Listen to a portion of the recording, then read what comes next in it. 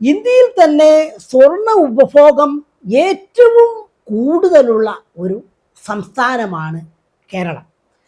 കേരളത്തെ സംബന്ധിച്ചിടത്തോളം നമ്മുടെ പാവപ്പെട്ട ആൾക്കാർ പോലും അവരുടെ മക്കളുടെ വിവാഹത്തിന് വേണ്ടി ഏറ്റവും കൂടുതൽ കരുതി വെക്കുന്നത് സ്വർണമാണ്.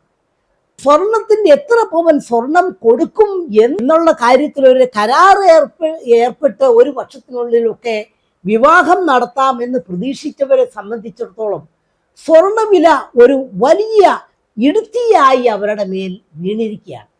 35 പവനോ അതല്ലെങ്കിൽ 40 പവനോ സ്വർണം കൊടുക്കാം എന്ന് ഏറ്റിരുന്നവർക്ക് ആ വാഗ്ദാനം ഇന്ന് പാലിക്കാൻ കഴിയാതായിരിക്കുകയാണ്. ഇത് ഒരുപാട് കുടുംബങ്ങൾ, പ്രത്യേകിച്ച് നമ്മുടെ ഇടത്തരം താഴ്ന്ന മധ്യവർഗം, പാവപ്പെട്ടവർ, ഇവരുടെയൊക്കെ കുടുംബങ്ങളിൽ വലിയ അനിശ്ചിതത്വവും അസമാധാനവും ഉണ്ടാക്കിയിട്ടുണ്ട്. മറ്റൊരു ഭാഗത്ത് സ്വർണം പണയം വെച്ചിട്ടുള്ളവരെ സംബന്ധിച്ച് ഉയർന്ന സ്വർണ്ണവില വന്നതോടുകൂടി ഈ പണയ സ്വർണം എങ്ങനെയും എടുക്കണം. അത് എടുത്ത് ഈ സമയത്ത് തന്നെ അത് മറിച്ചു വെച്ച് കഴിഞ്ഞാൽ അതിൽ നിന്ന് കൂടുതൽ പണം ഉണ്ടാക്കാനൊക്കും, അതല്ലെന്നുണ്ടെങ്കിൽ കടം വീട്ടാനൊക്കും എന്നുള്ള സാധ്യതകൾ തെളിഞ്ഞിട്ടുണ്ട്. അപ്പോൾ ഒരുപാട് പേര് പണയം എടുക്കുന്നതിന് വേണ്ടി ആ പണമില്ലാതെ ബുദ്ധിമുട്ടുകയാണ്. ഇപ്പോൾ പത്രങ്ങളിലൊക്കെ പരസ്യമുണ്ട്, പണയ സ്വർണം എടുക്കുന്നതിന് വേണ്ടി സഹായിക്കാം എന്നൊക്കെ പറഞ്ഞ് ഉള്ള പരസ്യങ്ങൾ വന്നുകൊണ്ടിരിക്കുകയാണ്.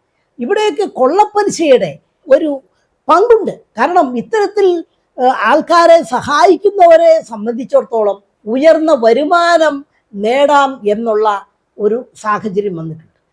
മറ്റൊരു കാര്യം, നമ്മുടെ കേരള സമ്പദ് വ്യവസ്ഥയിൽ നമുക്കറിയാം, ഈ സ്വർണ്ണപ്പണയത്തിന്മേൽ വായ്പ കൊടുക്കുന്ന ഒരുപാട് സ്ഥാപനങ്ങൾ നമുക്കറിയാം. അത് അത്തരത്തിലുള്ള സ്ഥാപനം തുടങ്ങുന്നതിന് വലിയ ബുദ്ധിമുട്ടൊന്നുമില്ല. അപ്പോൾ ഇത്തരത്തിലുള്ള വായ്പകൾ കൊടുക്കുന്ന സ്ഥാപനങ്ങൾ ധാരാളം സ്വർണം കിടപ്പുണ്ട്.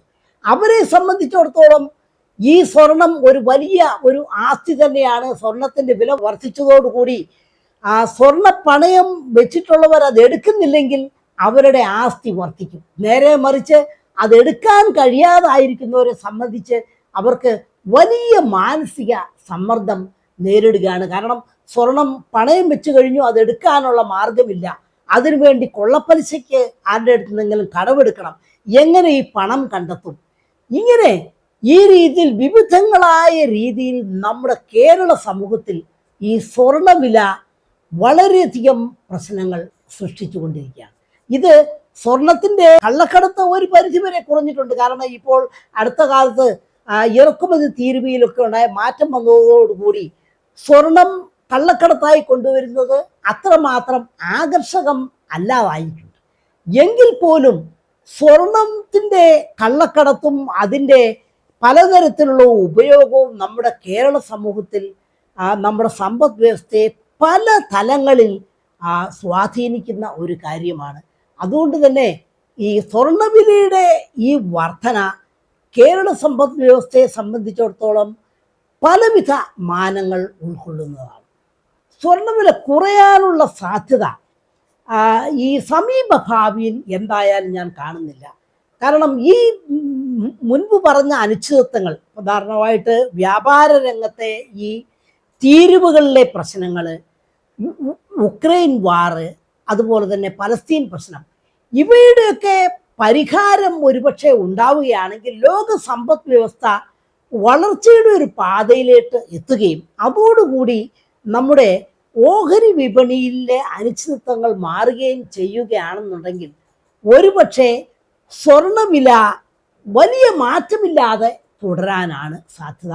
ഒരുപക്ഷെ ഒരു ചെറിയ ഇടിവ് തന്നെ ഉണ്ടായേക്കാം. പക്ഷേ അതിനെയൊക്കെ സ്വാധീനിക്കുന്ന ഒരുപാട് കാര്യങ്ങൾ ഉണ്ട് എന്നുള്ളതാണ് സത്യം.